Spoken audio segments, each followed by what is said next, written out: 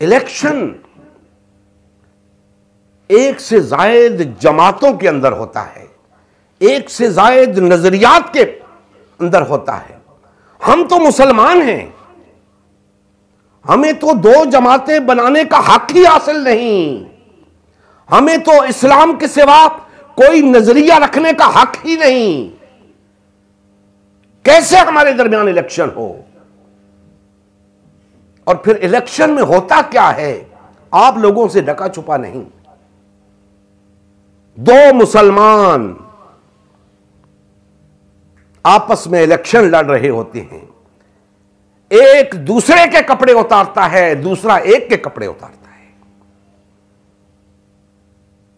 بے شک وہ دونوں بظاہر 5 وقت کے نمازی ہوں، بڑے پرہیزگار ہوں، لیکن اس الیکشن میں آ کر ایک دوسرے کو ننگا کرتے ہیں، ایک دوسرے کو اپنے سے کم تر بتاتے ہیں، بد کردار بتاتے ہیں، اسر و رسوخ استعمال کرتے ہیں، پیسہ استعمال کرتے ہیں۔ کس لیے؟ تاکہ میں حکومت میں آ جاؤں۔ ارے تمہارے یہ حربے بتا رہے ہیں تم کس لیے حکومت میں آنا چاہتے ہو؟ اپنے مفادات کے حصول کے لیے یا اپنے مفادات کے تحفظ کے لیے؟ عوام کو تو صرف سبز باغ دکھائے جاتے ہیں، مقصد ان کا اپنے مفادات کا تحفظ ہوتا ہے، اور عوام ان کے ہاتھوں میں کھلونا بنی رہتی ہے۔ جب پتا چلتا ہے کہ اب عوام ان کے خلاف اٹھنے والی ہے، حکومتیں توڑ دی جاتی ہیں، الیکشن نئے سرے سے الیکشن کرا دیے جاتے ہیں، عوام کا غم و غصہ ٹھنڈا پڑ جاتا ہے، نئی امیدیں لے کر، نئے خواب لے کر پھر سیاستدان میدان میں اترتے ہیں، پھر لوگوں کا دل بہلاتے ہیں، پھر اسی طرح الیکشن ہوتا ہے، حکومتیں بنتی ہیں، وقت گزرتا جا رہا ہے۔ کہتے ہیں جمہوریت کو چلنے دیں، آہستہ آہستہ سب ٹھیک ہو جائے گا۔